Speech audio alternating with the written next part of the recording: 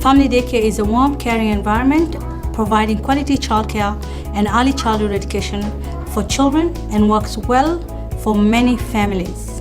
We want it to be the best that it can be.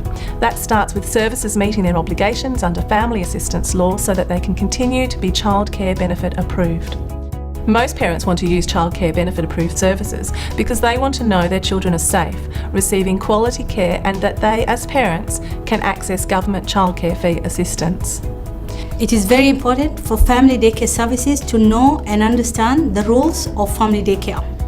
Services are responsible for all aspects of the operation of their service, including the service provided by their educators. Services must be aware of their key obligations and responsibilities, such as the accuracy of claims made by their educators, having and maintaining provider approval and service approval under the national law, and keeping accurate records. Services need to ensure they and their educators remain compliant under the Family Assistance Law. Family Assistance Law explains how the government helps with the cost of childcare by providing childcare fee assistance to eligible families. It also explains the obligations that services must meet to be childcare benefit approved and what happens if services do not comply. A link to the Family Assistance Law is available on the Department of Education and Training website. Compliance means you must obey the law. The Department of Education and Training has a childcare payments compliance program to ensure compliance with Family Assistance Law in family daycare services. In this video, we'll be looking at the three main areas of the compliance program.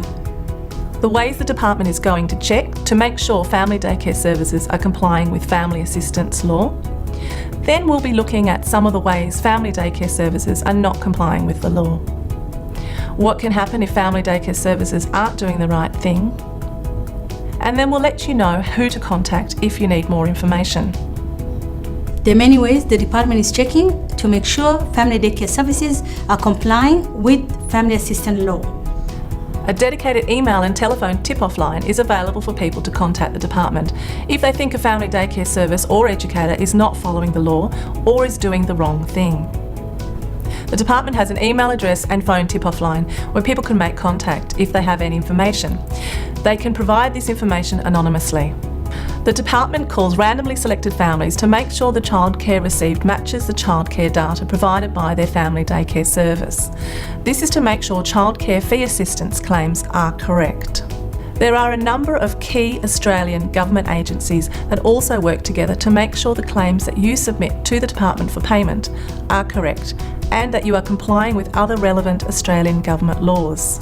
These include the Australian Taxation Office, Department of Human Services, Department of Immigration and Border Protection, and Australian Federal Police.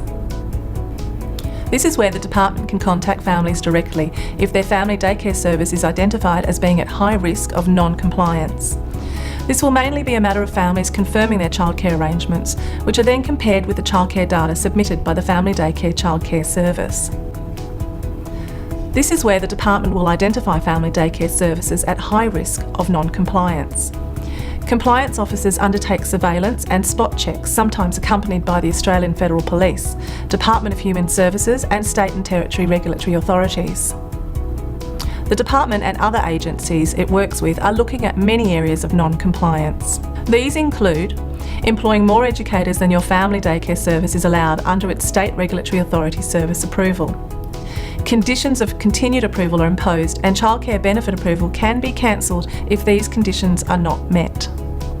2 or more family daycare services submitting data for the one child at the same time.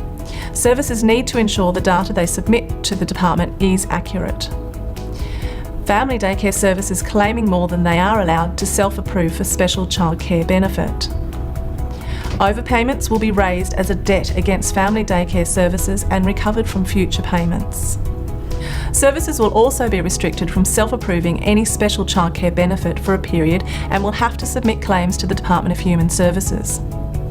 Family daycare services not providing attendance report in the childcare management system within the 2-week time frame.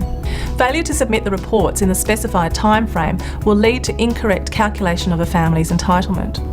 Overpayment will potentially be raised as a debt directly with the families by Centrelink and large fines imposed on the family daycare services. Child swapping, where families team up to care for each other's children and unlawfully claim childcare fee assistance. Non-compliance through child swapping is quickly detected as it is a particular focus for the department. And submission of false claims. The department refers this activity to the Australian Federal Police.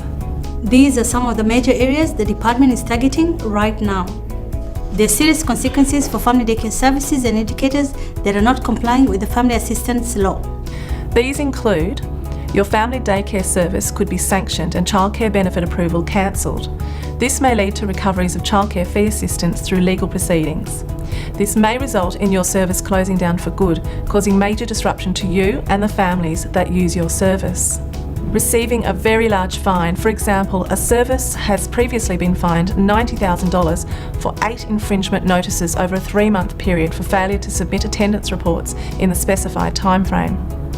In some cases, non-compliance is a criminal offence resulting in criminal investigation with significant penalties, including fines and imprisonment, which may also affect immigration status if applicable. The department publicises outcomes if a service is suspended or cancelled, or criminal charges are made. This could impact the reputation of the family daycare service, the broader community and the individual. With a criminal record, you will never be able to manage a family daycare service again or be able to work with children. Also, finding other employment options is limited by having a criminal record. And don't forget, government agencies do work together. Failure to comply with other Australian laws may be picked up through compliance investigations and referred to these agencies with further consequences. Managing this service is the best thing I've ever done, and it's been a great career for me. I love it. Why risk it?